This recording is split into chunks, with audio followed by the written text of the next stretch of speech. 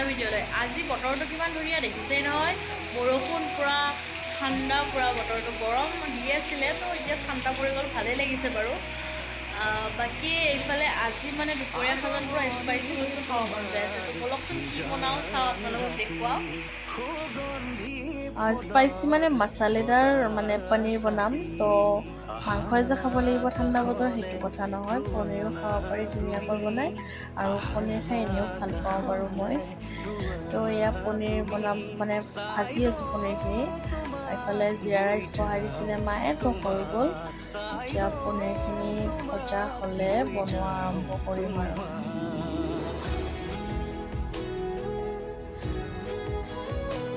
এইফালে বাদাম, কাজু বাদামৰ পষ্ট পেষ্ট, এইফালে পিঁয়াজৰ পেষ্ট, এইফালে বিলাহী পেষ্ট, এইফালে আদা নহৰু পেষ্ট।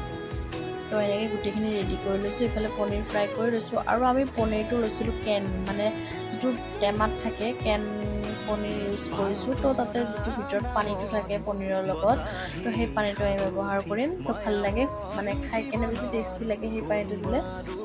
তো এইফালে আৰম্ভ হৈ গ'ল তেজপাত আৰু শুকান জলকীয়া দিলে, আৰু গৰম তেলত অলপ মানে লৰাই দিছোঁ আৰু। তাৰপাছত পিঁয়াজৰ পেষ্টখিনি মই দি দিছোঁ। পিঁয়াজৰ পেষ্টখিনি অলপ এনেকৈ ভাজি ল'ম অলপ টাইম।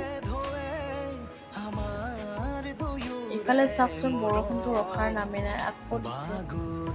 এইফালে পিঁয়াজখিনি মই ভাজি থাকোঁতে মছলাখিনিও দি দিলোঁ, যেনেকৈ নিমখ, হালধি, সোৱাদ অনুসৰি নিমখ দিব, নিজৰ আন্দাজ মতে হালধি দিব, জিৰা গুড়ি আৰু ধনিয়া পাউডাৰ আৰু জলকীয়া গুড়ি আৰু পনীৰ মছলা।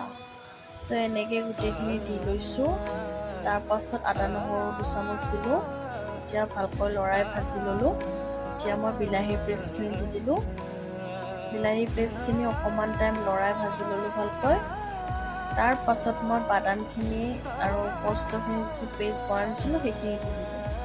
তো সেইখিনি দিওঁতে অলপমান বাতিটো পানী দি কেনে তো সেইখিনিও দি দিলোঁ। এইখিনি এতিয়া ভালকৈ লৰাই ভাজি ল'ম ধুনীয়াকৈ, কেনে অলপ টাইম 3 মিনিটমান ৰাখিম। তাৰ পাছত তেলটো উঠিছে দেখিছেনে? এতিয়া মই ভজা এইখিনি হৈ গ'ল, অলপ টাইম এনেকৈ লৰাই দিম বাৰু।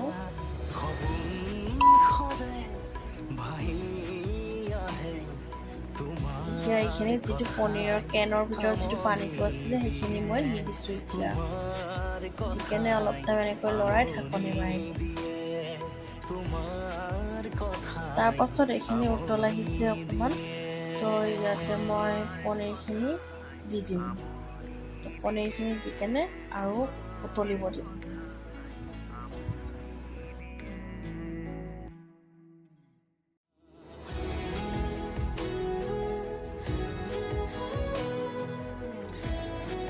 আৰু অলপ টাইম এনেকৈ উতলি থাকিলে হৈ যাব আৰু আমাৰ।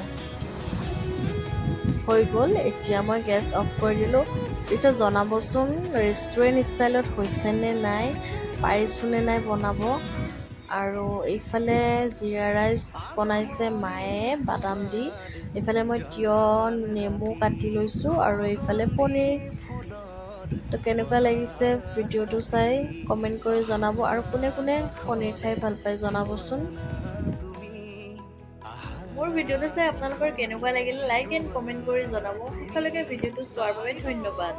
আৰু মোৰ ৰেচিপিটো ট্ৰাই কৰি চাব যোনে যোনে পনীৰ খাই ভাল পায়, আৰু মই কিন্তু পনীৰ খাই বহুত ভাল পাওঁ। তো মোৰ পনীৰৰ ৰেচিপি আগতে এটা দিছিলোঁ, এইবাৰ আকৌ এটা বেলেগ ধৰণে দিছোঁ। তো আপোনালোকে ভিডিঅ'টো চাব, আৰু যদি আপোনালোকে মোৰ চেনেলটোত নতুন তেনেহ'লে মোৰ ভিডিঅ'টো বা চেনেলটো ছাবস্ক্ৰাইব কৰি দিব, আৰু বেল আইকনটো ক্লিক কৰি দিব। ধন্যবাদ।